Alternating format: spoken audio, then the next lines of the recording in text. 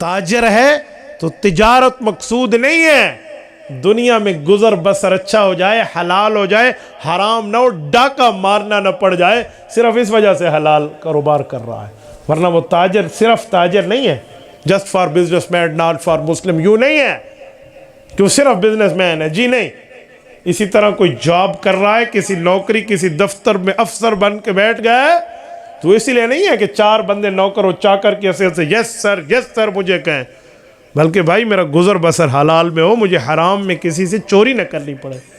تو مقصود کیا ہے؟ مقصود اللہ کی بات ہے، رسول اللہ کی بات ہے، مقصد یہ ہے. ورنہ مجھے ایمان سے بتاؤ، یہ جو آج کل ایک نیریٹو چلتا ہے کہ جس گھر میں بھینس ہو، کیوں رکھتے ہو بھینس، باہر سے دودھ ملتا ہے، یہ زناکاری کی دعوت ہے. بات تو ان کی بظاہر ٹھیک ہے کہ زناکاری میں کہ بندہ اپنی سیکچول پاور ڈیزالو کر لیتا ہے، پھر نکاح کیوں کرتے ہو؟ بھئی ہم نکاح اس لیے کرتے ہیں تاکہ حلال نسل بڑھے، حرام نہ بڑھے. تو بھائی ہم دنیا میں کماتے اسی لیے ہیں کہ دنیا اچھی گزرے، مجھے چوری نہ کرنی پڑے، ورنہ مقصود میرا دین ہے اور ایمان ہے اور مذہب ہے اور اسلام ہے. مقصود تجارت نہیں ہے، تجارت ضرورت ہے. دنیا میں 4 پیسے کمانا یہ ضرورت ہے، اور ضرورت اور مقصد میں بڑا فرق ہوتا ہے. ضرورت جیسے کیسے تیسے گزر گئی سو گزر گئی، اور مقصد یہ نہیں ہے. میں مثال دے رہا ہوں، یہاں بیٹھ گیا ہوں نا بیان میں، گفتگو میں، سامنے میری میز ضرورت ہے، اس کا یہ معنی تھوڑا ہے 24 گھنٹے میں اس کو اپنے ساتھ رکھ کے پھروں گا. تو بھائی یہ کمانا، یہ دنیا میں جانا، یہ مال بنانا، یہ تجارت کرنا، یہ دنیا کے معاملات کی اٹھک بیٹھک، یہ ضرورت ہے. اور الضرورت تتقدر بقدر الضرورہ، ضرورت بھی ضرورت جتنی پوری کی جاتی ہے، ضرورت سے بڑھ کے نہیں کی جاتی. پانی زندگی ہے، پانی زندگی کی ضرورت ہے، لیکن پانی بھی ایک مقدار میں پئیں گے. اگر پانی زیادہ ہو جائے تو بندہ ڈوب کے مر جائے.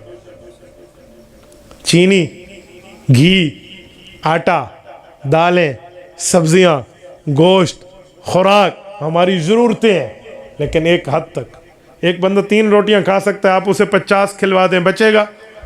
تو بھئی ضرورت سے بڑھ گئی نا. تو بھئی آپ بھی دنیا کو ضرورت بناؤ اور دین کو مقصد بناؤ نا. ہم دنیا کو ضرورت، آج دنیا میں اتنا مگن ہو گیا ہے انسان، اسے کہا جی اللہ کے لیے بات سننے آ جا، جواب میں کیا کہتے ہیں؟ آپ کو پتہ نہیں میں تو کاروبار میں مصروف ہوں. اور اسے کو کہہ دے بھئی ایک پارٹ ٹائم جاب کرنی ہے، ایک اور دکان کا بوجھ تو اٹھا لے، بڑا منافع بخش تجارت ہے، بڑا اچھا کاروبار ہے. کہے گا ٹھیک ہے یار میں کوئی ٹائم وائم نکال لوں گا. تو دنیا کے لیے تجھ سے ٹائم نکلتے اور اللہ کے لیے تجھے موت پڑتی آتے ہوئے، تو نے مقصد کسے بنایا اور ضرورت کسے بنایا؟ لوگ سمجھتے ہیں یہ مولوی پتہ نہیں تاجروں کے پیسے سے چڑھتے ہیں، لعنت ہے اس پہ جو اس معاملے میں چڑھے. ہاں ہمیں رشک کرنا چاہیے، تو قرآن کہتے ہیں وَفِي ذَلِكَ فَلْيَتَنَافَسِ الْمُتَنَافِسُونَ. تمہیں رشک کرنا ہے، گویا لالچ رکھ رہی ہے تو دین کے بارے میں رکھو. اس کے نوافل مجھ سے زیادہ، میرے نوافل اس سے کم ہیں. اس کے حج اور عمرے مجھ سے زیادہ، میرے حج اور عمرے کم ہیں. اس کے ختم قرآن مجھ سے زیادہ، میرے ختمات قرآن کم ہیں. یہ دین میں مجھ سے آگے، میں دین میں اس سے پیچھے. یہ لالچے رکھو اگر رکھنا ہے.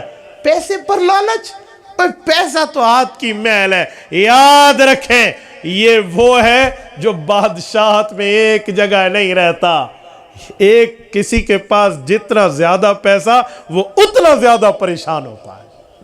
آپ مجھے بتاؤ، ایک بندے کے پاس 1,00,000 روپے ہو اور ایک کے پاس 1 روپے ہو، اور دونوں جنگل میں رات گزارے، نیند پرسکون کسے آئے گی؟ 1 روپے والے. 1,00,000 والا تو اس کی حفاظت کے ہوتی جاگدہ راونا بھی ایک کھول کے سامنے، بابا کوئی چور نہ آ جاوے، میں انہوں بچا لینے اپنے مال نو. ترتیب ہے نا. اسے پرسکون نیند نہیں آئے گی.